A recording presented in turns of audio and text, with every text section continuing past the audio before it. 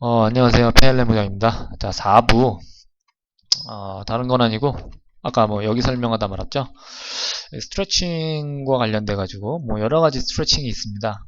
뭐, PNF, 혹은 뭐 정적 스트레칭, 뭐, 혹은 동적 스트레칭, 다이나믹 스트레칭, 뭐, 스태틱 스트레칭, PNF 스트레칭, 뭐 이런 것들이 있습니다. 근데 중요한 거는, 다이나믹 스트레칭은 말 그대로 근 길이가 짧아졌다가 확 늘어났다가 짧아졌다가 확 늘어났다가 짧아졌다가 확 늘어났다가 이렇게 되게 되면 사실은 이건 스트레칭의 개념이 아니고 약간의 운동의 개념이 될 수 있다라는 얘기입니다. 우리 이렇게 근방추라고 하는 놈은 길이를 그렇게 감지하다 보니까 이렇게 길이가 이렇게 너무 급작스럽게 늘어나면 얘가 짧게 하기 위해서 수축을 하고 뭐 이렇게 돼서 이렇게 근육이 이렇게 더 오히려 운동이 되는 그러니까 가동 범위가 잘 확보된 분들한테는 이런 것들이 오히려 발라스틱 그러니까 다이나믹 스트레칭이 운동도 되고 더 활성도 깨울 수 있다고 생각을 합니다. 하지만 이게 뻑뻑하게 굳어지는 사람들한테는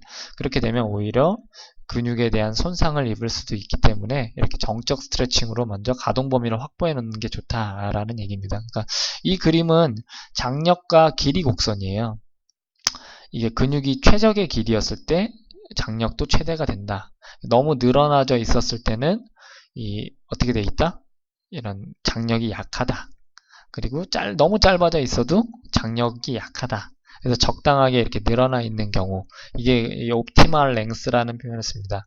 최적의 길이가 있었을 때 이렇게 장력이나 이런 것들이 도움이 되는데 너무 이렇게 근육을 한 번에 늘리려고 이렇게 세게 하면 이 근육 내에 있는 이게 근절이거든요. 하나하나 이런 것들이 뭉쳐서 근육이 되는 거예요. 근육이라는 큰 단위가. 이런 것들이 하나하나가 이렇게 끊어지거나 혹은 이렇게 약간의 미세 외상을 이렇게 가질 수가 있기 때문에 한 번에 확 이렇게 찢어버리는 일은 하지 말고 이게 어느 정도 적절하게 이게 늘어난다라는 한 요 정도 길이겠죠. 여기서 이렇게 여기에서 이제 왔다 갔다라기보다는 지속적인 시간을 유지할 수 있는 스트레칭을 해야 된다라는 얘기입니다. 스트레칭 할 때 호흡이 안 된다. 만약에 호흡이 막 꽉 참는다. 너무 아파서 그거는 스트레칭 개념에서 벗어났다라고도 조금은 조심스럽게 말할 수가 있습니다. 그런 부분에서는 좀 이렇게 너무 과한 내가 늘려야 되는 과한 길이를 하고 있다. 그렇게 됐을 때는 아까 말했듯이 이런 근육 내 필라멘트 정렬을 붕괴시킬 수 있는 하나의 요소로 작용한다라는 얘기입니다. 자, 이거는 머슬 앤 모션에서 이렇게 발췌한 사진이고요. 보통 근육은 이렇게 짧아진 근육은 늘려야 된다라는 거는 보통 강조가 많이 되었다라는 얘기를 합니다. 하지만 늘어난 근육을 다시 제 길이로 교정해야 된다는 건 동등하게 강조되지 않는다라고 말씀을 드립니다. 그래서 이런 부분을 동시에 이렇게 햄스트링이 짧아진 거를 늘리고 햄스트링이 이렇게 짧아지면 이 골반은 어떻게 될까요? 뒤로 회전이 되면서 이런 척추 쪽, 요추 쪽에 이런 길이끈들 역시도 늘어나 있겠죠. 그래서 얘는 다시 전만을 만들면서 조금 제 길이를 찾고 여기는 이렇게 늘리고 얘는 늘리고 얘는 다시 살짝 포지션을 통해서 원래 길이대로 이렇게 줄여주게끔 하는 이런 스트레칭을 이렇게 동시에 하는 것들이 중요하다라는 얘기 때문에 이런 얘기를 합니다. 이런 스트레칭을 같이 하나의 포지션 여기만 늘리는 게 아니고 여기도 신경 써서 늘려달라. 그래서 보통 이 셔먼 교수님에서 얘기하는 게 이런 정도를 처방한다라는 얘기입니다. 적어도 2, 30분을 하루에 적어도 6번 반복한다. 근데 이게 2, 30분이라는 게 한 자세를 20분, 30분 유지한다라는 얘기입니다. 뭐 스트레칭을 20분 한다라는 얘기가 아니고요. 그래서 뭐 여기까지 이렇게 좀 설명을 드렸고요. 자, 다시 한번 이제 복습 차원에서 얘기를 잠깐 드려보겠습니다.